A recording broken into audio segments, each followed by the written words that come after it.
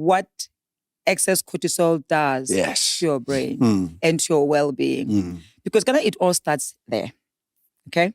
So as much as cortisol is a necessary neurochemical in the body, in excess, it can be detrimental. That's where, that's where I'm coming from. And why it can be detrimental is because high excessive, your other part of the brain, your emotional part of the brain, the limbic system, your ribs and amygdala.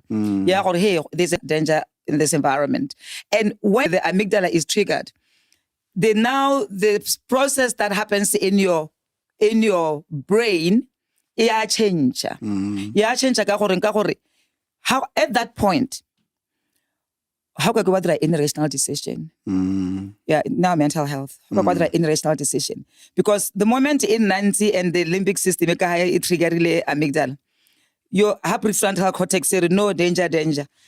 Your executive function reduces. That's number one. Your creativity, logical thinking. That is where sometimes people can get into destructive behaviors where you think that, you know what, you know what I'm saying? It's because you are trying to run away from how you are feeling. You understand? Because your cortisol has triggered your emotions so much that I don't want to label emotions as good and bad, but I'll say you're experiencing big emotions, which you don't know how to handle. So the best thing that for you to do is what? That's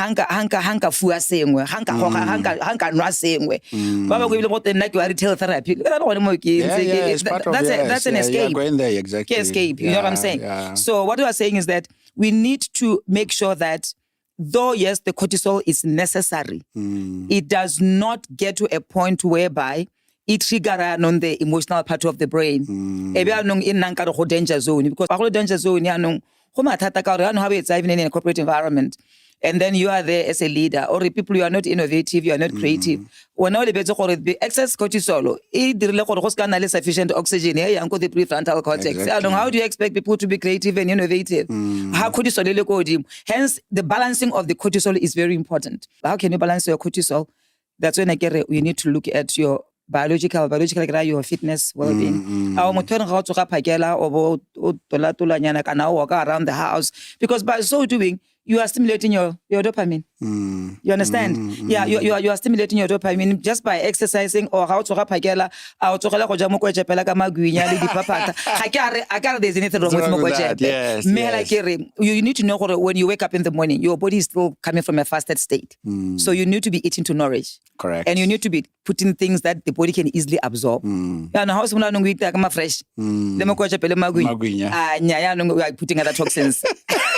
The timing is not right. That's right. That's right. So your dietary, as in what you're eating, and also what you're putting in through your other senses. That is your auditory, that is your sight. What are you watching? Then we'll talk more about social media. Absolutely. One of the obsessions at the moment. So you can actually take intentional steps. Some people prefer maybe waking up in the morning to manage your cortisol. Of course, we've exercised. You're saying your affirmations, positive psychology, reading and watching something that inspires you. Because once you get inspired, your dopamine, absolutely, or give a call to somebody who's going to make you feel good. I don't know that we can do court case. First thing, Pakela health. So you have to be very protective of your environment. I got you. With mental health, that we need to ensure that people that we interact with,